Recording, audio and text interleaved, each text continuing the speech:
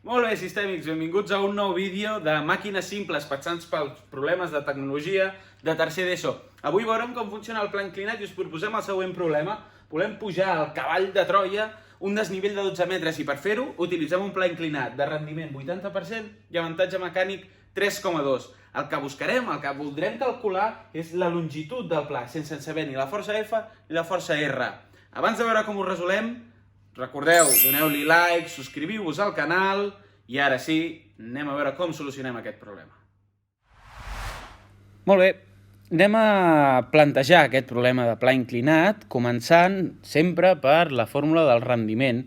Si em plantejo com funciona el rendiment d'un pla inclinat, sempre serà energia utilitzada entre energia consumida i percent,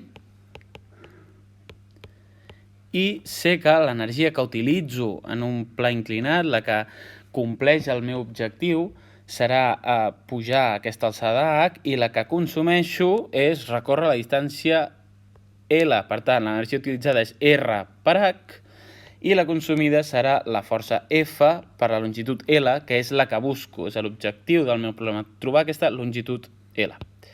Si substitueixo aquestes dues expressions en la fórmula del rendiment, veiem com ens quedarà l'equació i anem a veure quantes incògnites tinc i com podré continuar a partir d'aquí. Em quedarà rendiment és igual a R per H dividit entre força per longitud i multiplicat per 100.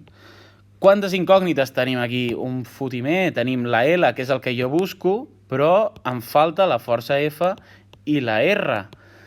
Què passa? Només el que volem calcular és la longitud L. La R i la F no ens importen, no les necessitem calcular. Per tant, haurem de buscar una alternativa per no haver de calcular-les. No podrem fer-ho. Com que sempre busquem que hi hagi el mateix número d'equacions que d'incògnites, necessito veure aquesta R i F què puc fer. I m'hi fixo que l'enunciat em dona l'avantatge mecànic. L'avantatge mecànic, si recordem, és justament aquesta divisió. Surt I és igual a R entre F. Fantàstic. Llavors el que podré fer és, a la fórmula del rendiment, substituir aquesta divisió de R per F per justament l'avantatge mecànic. Si em reescric la fórmula del rendiment d'aquesta manera, que no he fet res, simplement separo la fracció per veure una miqueta el camí a seguir una mica més clar, em fixo que puc substituir aquesta fracció, aquesta divisió, per a l'avantatge mecànic, que sí que sé el que és, 3,2. Per tant, canviaré R dividit entre F per l'avantatge mecànic, 3,2.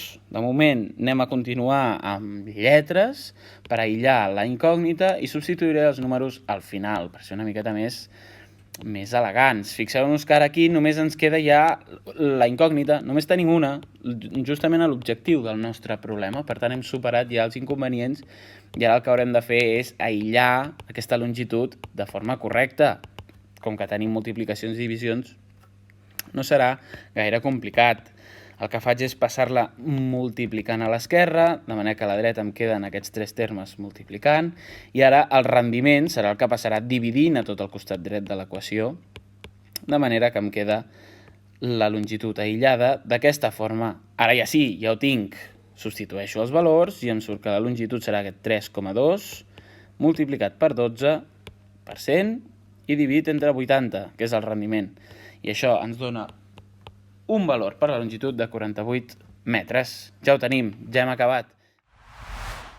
Molt bé, sistèmics, hem vist com resolem aquest problema. Sempre partim de la mateixa fórmula o el mateix plantejament, que és a partir del rendiment, aquesta fórmula del pla inclinat. M'hi fixo que aquí el problema em dona l'avantatge mecànic, per tant m'hi he de fixar que aquí tinc dues incògnites inicialment, però que R entre F és justament aquest avantatge mecànic. Per tant, no em cal saber R i F, simplement substitueixo tot això per l'avantatge mecànic.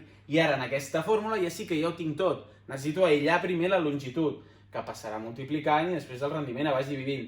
Quan la tinc aïllada, poso els valors i ja trobo que la longitud del pla ha de ser 48 metres. Sense més complicació, ja ho tenim. Recordeu, siempre hipotenusas, nunca catetos.